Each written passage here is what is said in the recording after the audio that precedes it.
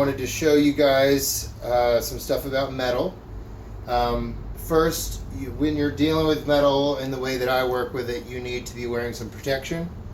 You don't have to wear a welder's jacket like this, but it would need to be something that is not super flammable. Like, you definitely would not want to wear a windbreaker or anything that's made out of plastic or poly, anything that'll catch fire.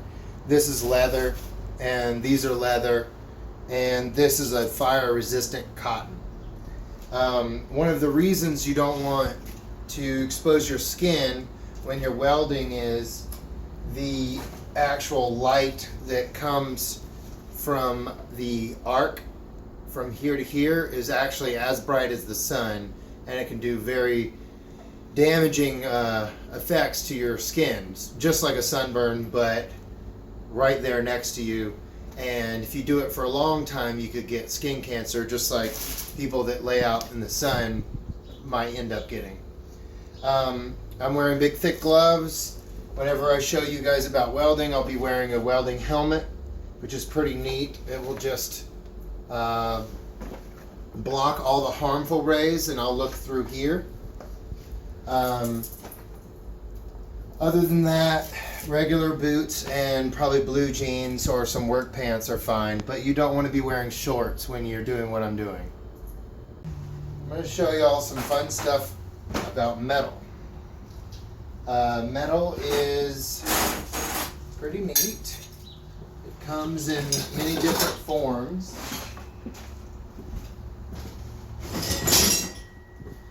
Here are 3 different types of metal right here. This is aluminum. It's very light, but it's hard. But its hardness makes it where it can't be bent very well. It'll just break if you try to bend it too much, like a bicycle frame. These are usually made out of aluminum. Or a Coca-Cola can. This is copper. Copper is used in plumbing and things like that because of its thermal conductivity, which just means it transmits heat very well. Which just means if I put heat right here, the whole thing will get hot really, really fast. That's not really good for being able to work with metal, and I'll show you why in a second. This is low-grade iron, or probably just what you just call normal metal. This is called low carbon steel, and this is called mild carbon steel. And I'll show you the difference between them in a second. First, I want to show you what heat does to the malleability of metal, which, if you want to think of malleability, you can think of a mallet like this one. And the malleability means like the ability to spread it out or to bend it or to manipulate it. Okay, class, I'm going to show you what heating up metal does to its structural tensile strength. Right now, if I try to bend the metal, I can just barely do it if I'm beating on it like that. But I'm really having to put a lot of force into it, and also this is not very thick metal. If I did it to something like this, there's no way it would work. It'd have to have a much bigger hammer. But thankfully, we have a blowtorch. There we go. And that's going to help us out with this whole equation.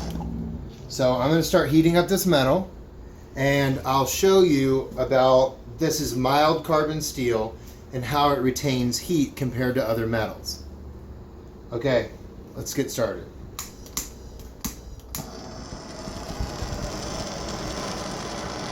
All right, pause it. Don't get too close, okay? And when you go, put it close to my face, but still looking at that. Put it close to my face, but still looking at that. Okay. So, right now you can see that the metal is glowing red. So it's very hot, and it makes it very easy to work with. Because in that section that it's glowing right there, all the little molecules are spread out real far, and they're all going, ah, like that. Whereas in the colder part of the steel, it's more linear and structural. Right now, when you heat it up, all the electrons and all that stuff, they're all just going bananas because they were just on fire. You can tell a lot about the flame. We use different kinds of gas, and different gases put off a different color flame. This is MAP gas, MAPP, and polypropylene. And you'll see a blue and a little bit of a white flame. See, there's the blue, and right there's the white. That's the hottest part. Up here is the red, and that's not very hot in steel terms, but as far as your fingers, it's still very hot. It'll still burn you very fast. But if y'all are looking at a color chart, red, which is what, like if you had a fire in your backyard, that would actually be the least hot. And when it gets really hot, it turns blue. And when it gets very hot and starts to be able to cut through metal, it's white. So you can obviously see how effective that is. Now it's still a little bit hot, but it's much harder to move because it just cooled down. I don't have any water out here. Here you go. Here's some Kool-Aid, just to give you an example of how hot that is. See, it just immediately evaporated. So I wasn't joking when I say you got to wear protective equipment, because if you touch that, it'll burn you immediately. Okay, now I'm going to show you a little bit about welding. Welding is a process where a electrode creates an arc of electricity between itself and a piece of steel or aluminum or some sort of metal. Okay. So just for illustrative purposes, let's say that this is the piece of metal that you are going to weld on. This is what the welding gun looks like. Don't move. Yeah. Right here. This is the cup or the nozzle. Inside there is the tip, and this is called the diffuser. This is where all the gas comes out. And this is the electrode. This will move. I'll turn it on real quick and see it come out. And this isn't doing anything right now because I'm not metal and the ground is not attached. So what happens, I'll just show you over here actually what's going on. But normally you would not be able to touch this. It would be very, very hot, which is why we wear gloves. All right, pause. Okay, so if this is your piece of metal, then what you're going to do is the gun or the cup is right here. And inside that, let's just pretend like we can see inside of it, there's a tip right there, inside there. The electrode comes out, and there is, in most cases, positive electricity here and a negative ground there. So what they do is they zap, they arc, and it makes this big bright arc. And I'll show you that in a second. And what happens is, as you saw before, the filler wire that keeps sticking out is being pushed into that arc, where the explosion and the melting of that metal is happening. So as you push forward, then the metal is left behind. And if you were trying to, so this is called like the weld puddle. If you were trying to weld like these two things, it not only melts these two things together, but it actually fuses them together with the filler metal that you're using. And I'll show you that now. Pause it. Okay, so what we're going to do is we have our welding helmet on, and you have your clamp. You just put it on the piece of metal that you're going to be welding on top of.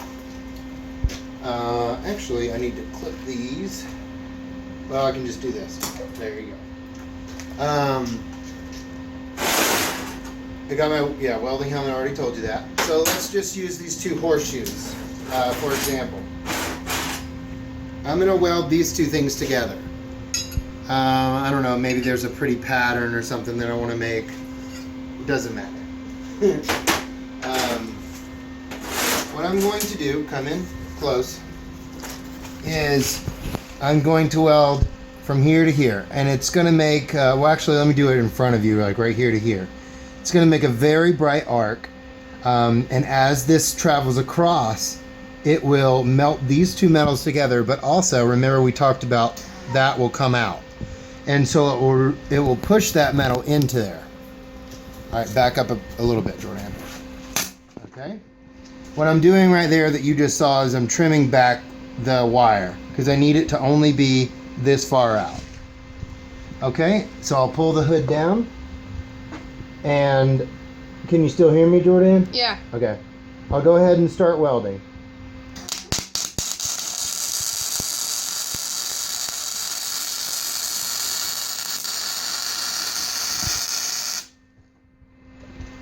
So as you can see, remember when you saw before that metal got really hot, it glue, or glow, whatever the red glow. Whatever the past tense of glow is. So now it's not glowing because it's already cooled itself off. And we can just hit it with a wire brush. And let's see, let's get something metal. This stuff right here is called flux.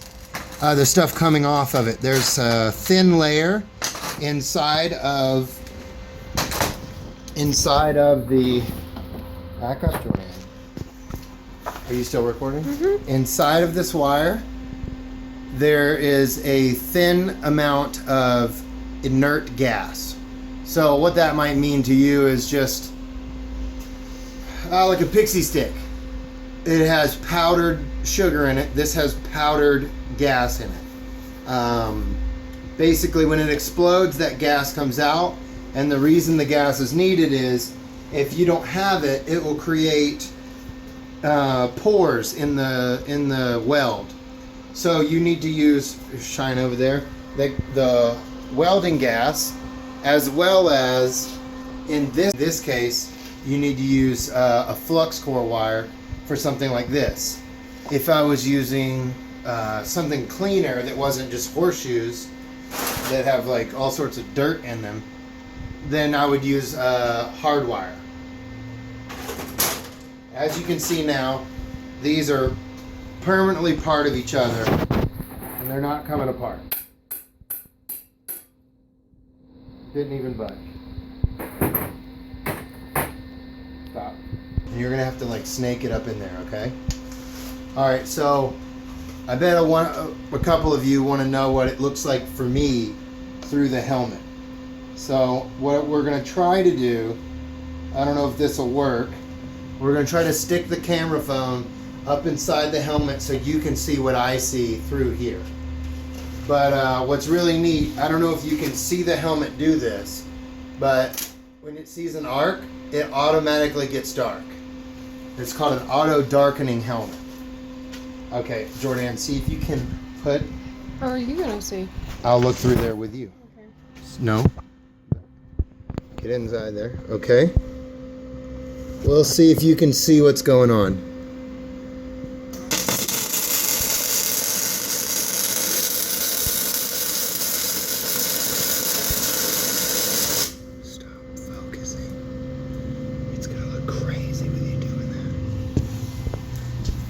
So, that's what happens. Put together a weld. You got some flux on it, and that will chip right off. Get a little wire brush.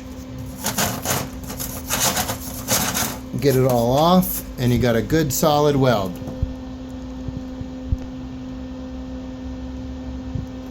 So, I mean, I don't really know what this would be used for, but it's a good example of how strong this is.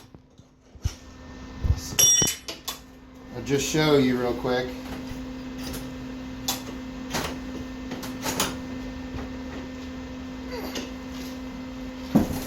Look, I'm moving the whole table. And it's not moving at all. Nothing. So the weld material is actually stronger than the base metal, which is why we make buildings out of metal and we weld on buildings, and which is why cars are welded together. Schools, the one you're in right now, the beams above you are welded. I've made stuff for zoos where the giraffes I make cages for them and stuff, as well as things in the airport. So with welding, you get to build a lot of fun things, but you do have to actually use a good bit of math, and it's mainly geometry, with building angles and things like that, and putting things together. All right, Jamie and class, that's it for me.